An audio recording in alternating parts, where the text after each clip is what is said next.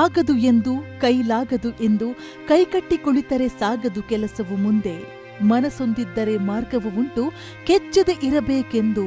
ಹೀಗೆ ಬಂಗಾರದ ಮನುಷ್ಯ ಚಿತ್ರದ ಈ ಹಾಡಿನ ಸಾಲು ಕಲ್ಲಿನ ಗುಡ್ಡವನ್ನೇ ಕರಗಿಸಿ ಹೊನ್ನು ಬೆಳೆದ ದ್ಯಾವನಗೌಡ ಪಾಟೀಲರಿಗೆ ಹೇಳಿ ಮಾಡಿಸಿದಂತಿದೆ. ಹೌದು, ಕಠಿಣ ಪರಿಶ್ರಮ, ಹಠ, ವೈಜ್ಞಾನಿಕ ಮನೋಭಾವ, ಹುಮ್ಮಸ್ಸು ಅವರನ್ನ ಇಂದು ಕೃಷಿ ಕ್ಷೇತ್ರದಲ್ಲಿ ಎತ್ತರದ ಸ್ಥಾನಕ್ಕೆ ಕೊಂಡೊಯ್ದಿದೆ, ಸಾಧನೆಯ ಶಿಖರವನ್ನೇರುವಂತೆ ಮಾಡಿದೆ. ಅವರ ಈ ಅಮೋಘ ಸಾಧನೆಯನ್ನ ಗುರುತಿಸಿದ ರಾಜ್ಯ ಸರ್ಕಾರ ಈ ಬಾರಿಯ ರಾಜ್ಯೋತ್ಸವ ಪ್ರಶಸ್ತಿ ನೀಡಿ ಗೌರವಿಸಿದೆ. ನಿಜಕ್ಕೂ ಇದು ಪರಿಶ್ರಮಕ್ಕೆ ತಕ್ಕ ಪ್ರತಿಫಲ. ರಾಜ್ಯೋತ್ಸವ ಪ್ರಶಸ್ತಿ ಒಬ್ಬ ಪ್ರಾಮಾಣಿಕ ರೈತಗೆ ಪ್ರಶಸ್ತಿ ಬಂದು ಖುಷಿ ಅನಿಸ್ತದೆ. ಯಾಕಂದ್ರೆ ಇದು ಯಾರು ನೋಡಬರ್ತಿಲ್ಲ. ನಾವು ಅರ್ಜಿ ಕೊಟ್ಟು ತೊಗೋಬೇಕಂತ 2 ವರ್ಷ ಆತು ಹೇಳಕೈತಿ, ನಾವು ಮಾಡಿದ್ದಿಲ್ಲ. ಒಬ್ಬ ವಿಜ್ಞಾನಿಗಳು ಬಂದು ಇಲ್ಲ ನೀವು ಹಾಕಿದ್ರಿ, ನಿಮ್ಮ ಶ್ರಮ ಐತಿ, ಇದು ಜನರಿಗೆ ಒಳ್ಳೇದಾಕೈತಿ, ಉಪಯೋಗ ಆಕೈತಿ ಅಂತ ಅಂದ್ಮ್ಯಾಗ ಇವತ್ತು ಅಪ್ಲಿಕೇಶನ್ ಕೊಟ್ಟಾಗ ಇಡೀ ಕರ್ನಾಟಕದೊಳಗೆ ಕೃಷಿ ಹಾರ್ಟಿಕಲ್ಚರ್ನಾಗ ನಾನು ಸೆಲೆಕ್ಷನ್ ಮಾಡಿದೆ. ಖುಷಿ ಅನಿಸಿದೆ.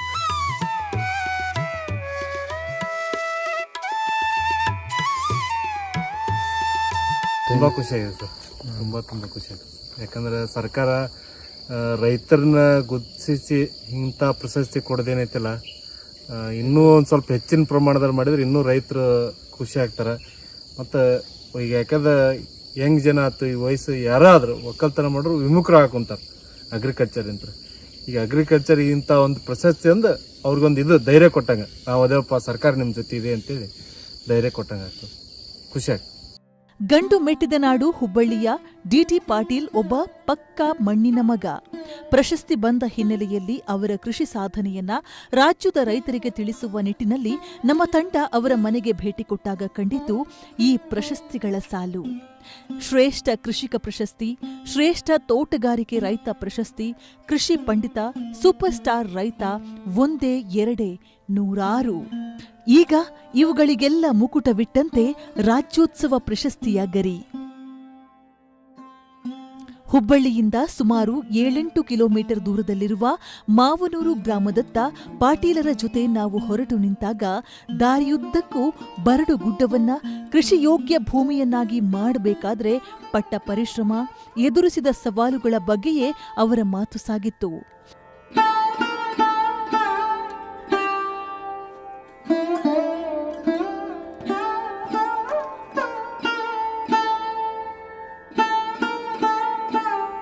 ಮಾತು ಮುಗಿಸುವಷ್ಟರಲ್ಲಿ ಎದುರಿಗೆ ಕಂಡಿದ್ದೇ ಅವರ ಈ ತೋಟ.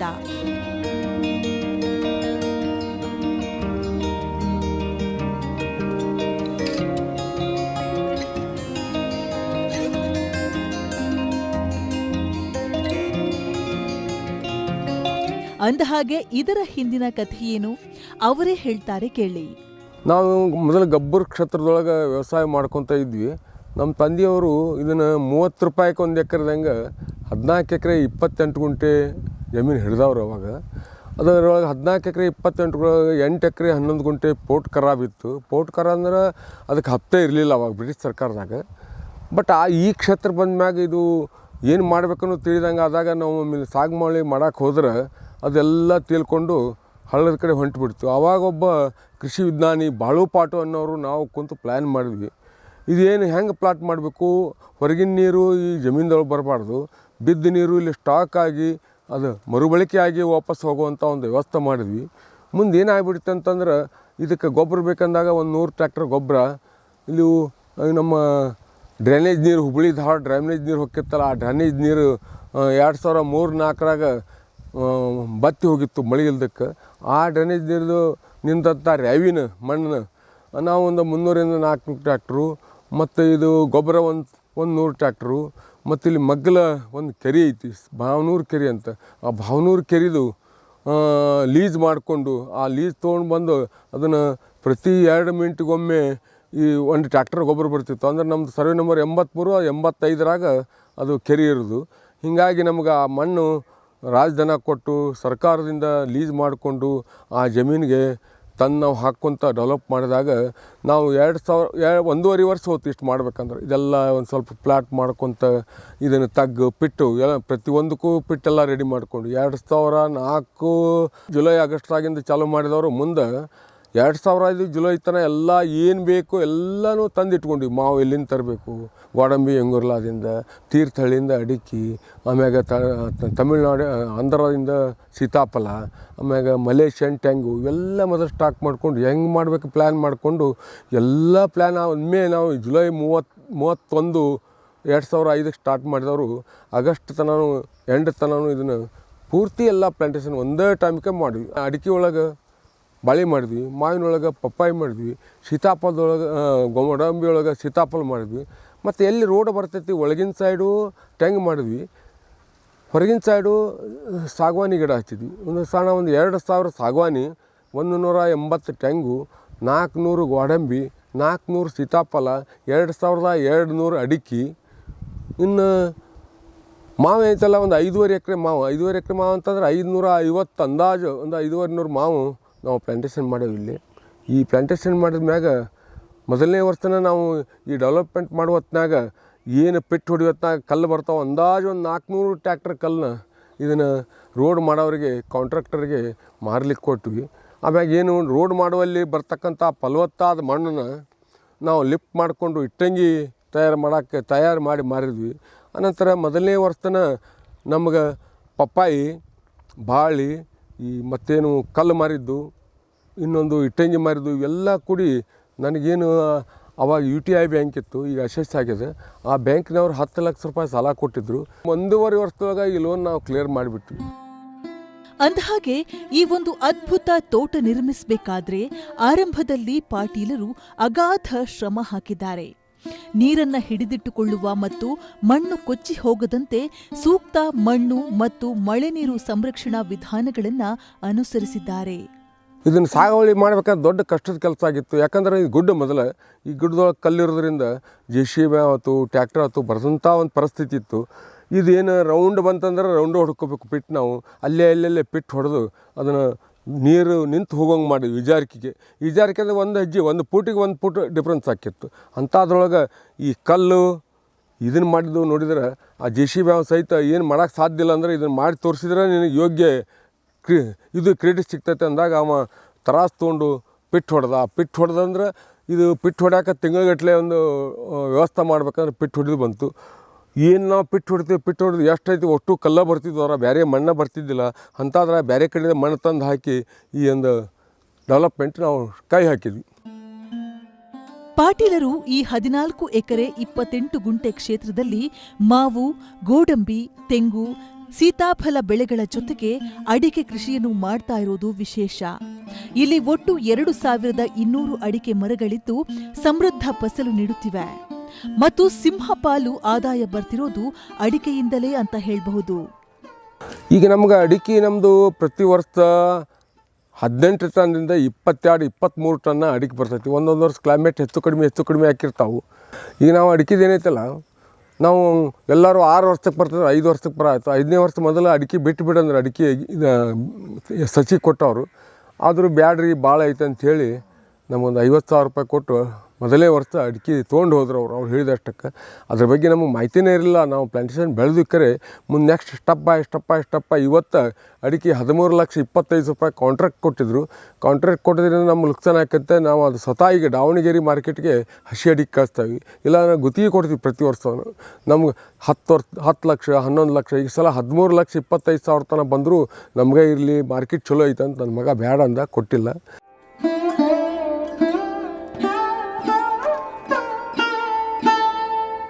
ಈಗ ಮಲೇಷಿಯನ್ ಟ್ಯಾಂಗ್ ಇಲ್ಲೇ ನಮ್ಮ ತೋಟಕ್ಕೆ ಬಂದು 18ರಿಂದ 20 ರೂಪಾಯಿ ಇಲ್ಲಿ ತೊಗೊಂಡು ಹೋಗ್ತಾರೆ, 25-30 ಅಲ್ಲಿ ಮಾರ್ತಾರೆ. ಇನ್ನು ಗೋಡಂಬಿ ಏನೈತಲ್ಲ, ಈಗ ನಮ್ಗೆ 12 ಕ್ವಿಂಟಲಿಂದ 13 ಕ್ವಿಂಟಲ್ ಗೋಡಂಬಿ ಸಿಗ್ತೈತಿ. ಗೋಡಂಬಿ ನಾವು ಏನು ಮಾಡಲಿಲ್ಲ, ಅವಾಗ ಏನು ಪ್ಲಾಂಟೇಷನ್ ಮಾಡಿದ್ವು ಅಷ್ಟಕ್ಕರೆ ಅಡ್ತಿ ಮಾಡಿ ಒಂದಿಟ್ಟು ಗೊಬ್ಬರ ಹಾಕಿ ಕೈ ಬಿಡ್ತೀವಿ, ಮತ್ತೊಂದು ಏನು ಮಾಡಿಲ್ಲ ಅದಕ್ಕೆ. ಆದರೂ ಸಹಿತ ನಮಗೆ 1.5 ಲಕ್ಷ, 2 ಲಕ್ಷ ತನಕ 4 ಎಕರೆ ಗೋಡಂಬಿ ಬೆಳಗ್ಗೆ ಬರ್ತೈತಿ. ಗೋಡಂಬಿನ ಹೊಲನೇ ಅಲ್ಲ ಅದು, ಕಾಡು ಅಂತಂದ್ರೆ ನಿಮ್ಗೆ ಬ್ರೇಕ್ ಕಲ್ಲಿದ್ದಾಗ ಅಷ್ಟು ಪೀಕ್ ಬರ್ತಲ್ಲ, ಅದೇ ಒಂದು ಸಂತೃಪ್ತಿ ನಮಗೆ. ಇನ್ನು ಮಾವು ಏನೈತಲ್ಲ 12 ಟನ್ನು 10 ಟನ್ನು ಹಂಗೆ ನಮ್ಮದು ಹೆಚ್ಚಿಗೆ ಹಾಕ್ಕೊಂತಾನೆ ಐತಿ. ಈ ವರ್ಷ ಎಲ್ಲರೂ ಮಾಲ್ ಬರಲಿಲ್ಲ, ಮಳೆ ಕ್ಲೈಮೇಟ್ ಸರಿ ಇಲ್ಲ, ಮಳೆ ಲೇಟ್ ಆಗ್ಯಾತಂಥೇಳಿ ಎಲ್ಲರೂ ಮಾವು ಆಗ್ಲಿಕ್ಕೆ ನಾನು ಸಾವಯವ ಇರೋದ್ರಿಂದ ನಮ್ಮ ಮಾವು ಒಳ್ಳೆಯ ಮಾವು ಬಂತು. ನಮ್ಮ ಮಾವು ಸಾವಯವ ಯಾವ ಬೇವಿನ ಎಣ್ಣೆ ಹೊಡಿತೀವಿ ಹೊರತು ಯಾವುದೋ ರಸಾಯನ ಹೊಡೆದಿಲ್ಲ, ರಸಾಯನ ಗೊಬ್ಬರ ಹಾಕಿಲ್ಲ.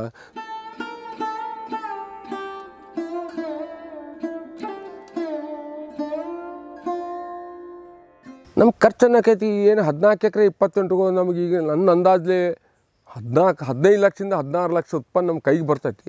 ನಮ್ಮಲ್ಲಿ ಖರ್ಚು ನೀರು ಬಿಡ್ತೇವೆ, ಗೊಬ್ಬರ ಹಾಕೇವೆ. ಗೊಬ್ಬರಕ್ಕಂದ್ರೇನು 2,500 ರೂಪಾಯಿ ಒಂದು ಟ್ಯಾಕ್ಟ್ರ್ ಗೊಬ್ಬರ ತಂದ್ರೆ ಒಂದು ಗಿಡಕ್ಕೆ ಹಾಕ್ಬೇಕಂದ್ರೆ 4 ಬುಟ್ಟಿ 5 ಬುಟ್ಟಿ ಗೊಬ್ಬರ ಹಾಕ್ತೇವೆ. ಒಂದು ಎಕರೆಗೆ 2 ಟ್ಯಾಕ್ಟ್ರ್ 3 ಟ್ಯಾಕ್ಟ್ರ್ ಗೊಬ್ಬರ ಆದರೂ ಪ್ಲಾಂಟೇಶನ್ ರಗಡ್ ಆಗ್ತೈತಿ. ಅಂಥದ್ದು ಏನಿಲ್ಲ ಒಂದು 50-60 ಟ್ಯಾಕ್ಟ್ರ್ ಗೊಬ್ಬರ ನಮ್ಮಲ್ಲಿ ಸ್ಟಾಕ್ ಇದ್ದೇ ಇರ್ತೈತಿ. ಪ್ರತಿ ವರ್ಷ ಅದನ್ನು ಹಾಕ್ಕೊಂತ ಅಡಿಕೆ, ಮಾವಿ, ಸೀತಾಫಲ, ಈ ಗೋಡಂಬಿ ಇವಕ್ಕೆ ಹಾಕೋದ್ರಿಂದ ಎಷ್ಟು ನಾವು ಸಾವಯವ ಬರ್ತೀವಿ, ತನ್ನ ನ್ಯಾಚುರಲ್ಲಾಗಿ ದೇವ್ರ ಸೃಷ್ಟಿಯಿಂದ ಬಂದಂಥದ್ದು ಒಳ್ಳೆ ಪೀಕ್ ಬರ್ತೈತಿ. ಮತ್ತು ನಮ್ಮ ಗೋಡಂಬಿ ಎಕ್ಸ್ಪೋರ್ಟ್ ಆಗ್ತೈತಿ. ನಮಗೆ 10-15 ರೂಪಾಯಿ ಪರ್ ಕೆ ಜಿ ಹೆಚ್ಚಿಗೆ ಕೊಡ್ತಾರೆ ಹಸಿ ಮಾಲಿಗೆ. ಹೀಗಾಗಿ ಈ ಟೋಟಲ್ 14 ಎಕರೆ 28 ಗುಂಟೆಗಳಿಗೆ 15-16 ಲಕ್ಷ ರೂಪಾಯಿ ಇವತ್ತಿನ ಮಾರ್ಕೆಟಿಗೆ 15-14 ಲಕ್ಷ ರೂಪಾಯಿ ಇನ್ನೂ ಹೆಚ್ಚಿನ ಬರ್ತೈತೆ ಹೊರತು ಕಡಿಮೆ ಅಂತ ಆಗಿಲ್ಲ.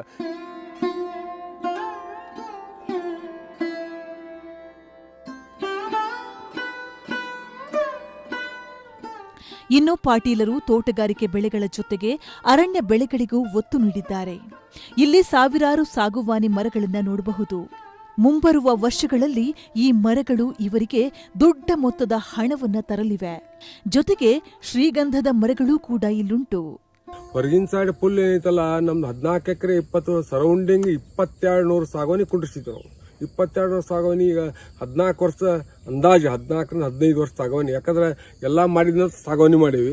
14 ವರ್ಷ ಸಾಗುವಾನಿ ಐತಿ. ಭಾಳ ಅಂದ್ರೆ ಇನ್ನೊಂದು 5-6 ವರ್ಷ ಸಾಗುವಾನಿ ಕಟಿಂಗ್ ಬರ್ತೈತಿ.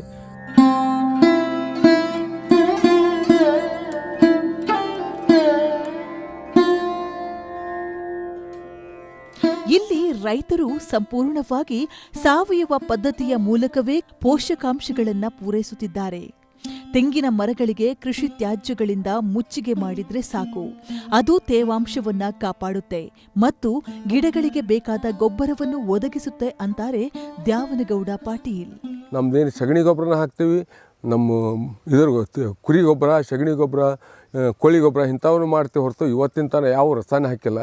ಮತ್ತೇನು ಬೋಡೋ ಮಿಕ್ಸರ್ ಹೊಡಿಬೇಕಂತಾರೆ ಪ್ರತಿ ವರ್ಷ ತೆಂಗಿಗಾತು ಅಡಿಕೆಗಾತು.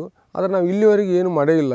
ಆದ್ರೆ ನನ್ನ ಹೊಲದಾಗ ನೀರನ್ನು ಕೊಟ್ಕೊಂತ ಗೊಬ್ಬರ ಕೊಡ್ಬಿಟ್ಟು ಬೇರೆ ಏನು ಮಾಡಿಲ್ಲ. ಆದರೂ ಸಹಿತ ನನ್ನ ಹೊಲದೊಳಗೆ ಗುದ್ಲಿಲೆ ಕಚ್ಚಿ ಹೊಡೆದ್ರೆ 2ನೇ ಗುದ್ಲಿಗಾರ 2 ಹೊಳ ಮೇಳಿ ಹುಳ ಬರ್ತಾವೆ. ಈ ತೋಟ ಇಷ್ಟು ಡೆವಲಪ್ಮೆಂಟ್ ಮಾಡ್ಬೇಕಂದ್ರೆ ಬಾಳು ಪಾಟೀಲ್ ಮಾರ್ಗದರ್ಶನ. ಭಾಸ್ಕರ್ ಸಾವೆ ಅಂತ ಗುಜರಾತ್ಗೆ ಹೋಗಿದ್ವಿ. ಆಮೇಲೆ ಜಲಗಾಂವ್ಗೆ ಹೋಗಿ ಜೈನ್ ಕಂಪ್ನಿ ಜಲಗಾಂವ್ಗೆ ಹೋಗಿದ್ವಿ. ಅಲ್ಲಿ ಗುಡ್ಡದೊಳಗೆ ಮಾಡ್ತಕ್ಕಂಥ ಈ ಭೂಮಿ ಫಲವತ್ತತೆ ಮಾಡ್ಬೇಕಂದ್ರೆ ಹೆಂಗೆ ಬೇವಿನ ಗಿಡ ಬೇಕು, ಬೇವಿನ ಗಿಡ ಬೇಕು, ಬೇರೆ ಗಿಡ ಮಾಡ್ಬೇಕಂತ ಜೈನ್ ಕಂಪ್ನಿಯಾಗ ಹೇಳಿಕೊಟ್ಟ. ಆಮ್ಯಾಗ ಭಾಸ್ಕರ್ ಸಾವೆ ಅನ್ನೋರು ಹೊಲ ತೆಂಗಿಡಕ್ಕೆ ಹೋದಾಗ ಆ ತೆಂಗಿನ ಗಿಡದ ಬುಡಕ್ಕೆ ಕೈ ಹಾಕಿ ತೋರಿಸಿ ಜುಣು ಐಸ್ ಹಿಡ್ದಂಗಂತ ಒಂದು ವಾತಾವರಣ ಬರ್ತಿತ್ತು. ಅಲ್ಲೇನದಲ್ಲ, ಆ ಗಿಡದ ಎಲೆ ಬರಲಿ, ಕಾಯಿ ಬರಲಿ, ಅದ್ರ ತಪ್ಪಲ ಏನೇ ಬರಲಿ, ಬರೀ ಕೊಬ್ಬರಿ ಅಷ್ಟು ತಕ್ಕೋದು ನಾವು. ಕೊಬ್ಬರಿ ಅಷ್ಟು ತೊಗೊಂಡು ಆ ಗಿಡಕ್ಕೆ ಇದ್ದಂಥದ್ದು ಹಾಕಿದ್ರೆ ಅದ್ರ ಗೊಬ್ಬರ ತನ್ನಿಂದ ತಾನೇ ಮಾಡ್ಕೊತೈತಿ ಅನ್ನೋಂಥದಕ್ಕೆ ಒಂದು ಉದಾಹರಣೆ. ಏನು ನಾವು ಅಡ್ತಿ ಮಾಡ್ತೀವಿ, ಅಡ್ತಿ ಮಾಡಿ ನೀರು ಬಿಡ್ತೀವಲ್ಲ, ಏನು ನಾವು ಹಾಕಿದಂಥ ಗಿಡದ ಏನು ತೆಂಗಿನ ಗರಿ, ಬೇರೆ ಹುಲ್ಲು ಏನಿರ್ತದೆ ಬಡ್ಡಿಗೆ ಹಾಕಿದ್ರೆ ಅದೇ ಗೊಬ್ಬರ ಆಗಿಬಿಡ್ತಾ. ಎಲ್ಲ ಹೊಳ ಬಂದು ತಿಂದು ಪ್ರತಿ ವರ್ಷ ಗೊಬ್ಬರ ಹಾಕ್ಕೊಂತ ಈಗ ಏನಾದರೂ ಒಂದು ಫೂಟ್ನಷ್ಟು ಅಡ್ತಿ ಮಾಡಿ ಇದನ್ನು ಮಾಡಿದ್ರೆ ಒಂದು ಫೂಟ್ನಷ್ಟು ಗೊಬ್ಬರ ಎಲ್ಲ ಗಿಡದ ಬಾಜುಕಿರ್ತೈತಿ. ಹೀಗಾಗಿ ನಮ್ಮ ಈ ಮಲೇಷಿಯನ್ ತೆಂಗಿಗೆ ಭಾಳ ಡಿಮಾಂಡ್ ಇಲ್ಲಿ. ಯಾಕಂದ್ರೆ ಎಳ್ನೀರು ಸಲುವಾಗಿ ತಂದೆ ಇದು. ಹೀಗಾಗಿ ನಮಗೆ ಉತ್ಪನ್ನ ಹೆಚ್ಚಿಗೆ ಹಾಕ್ಕೊಂತ ಹೊಂಟೈತಿ ಹೊರ್ತಾ ನಾವು ಅಡ್ತಿ ಮಾಡಿ ಏನೋ ಹಾಕ್ತೇವೆ, ಅದೊಂದು ನಮಗೆ ದೊಡ್ಡ ಫಾಯ್ದೆ ಆಗೈತಿ.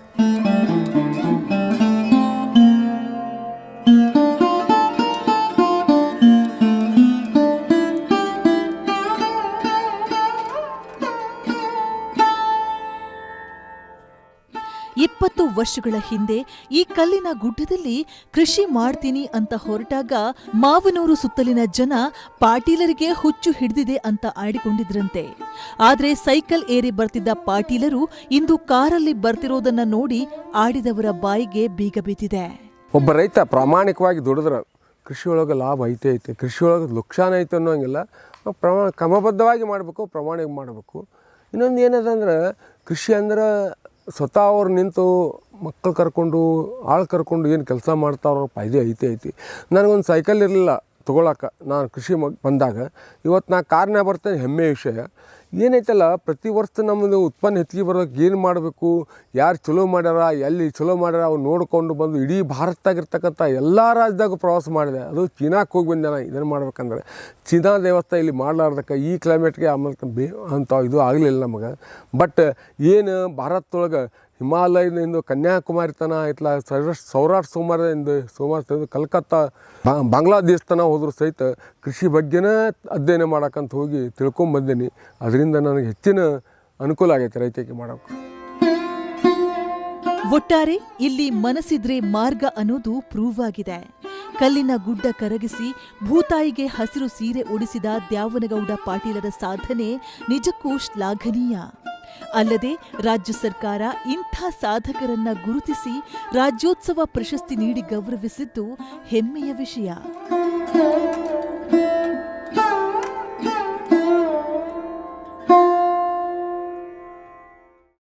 ವೀಕ್ಷಕರೇ, ಕೃಷಿಕರಿಗೆ ಮತ್ತು ಕೃಷಿ ಆಸಕ್ತರಿಗೋಸ್ಕರವೇ ಇರುವ ಕೃಷಿ 360 ಚಾನೆಲ್ ಅನ್ನ ಲೈಕ್ ಮಾಡಿ, ಸಬ್ಸ್ಕ್ರೈಬ್ ಮಾಡಿ ಮತ್ತು ಹೆಚ್ಚಿನ ಜನಕ್ಕೆ ಶೇರ್ ಮಾಡಿ.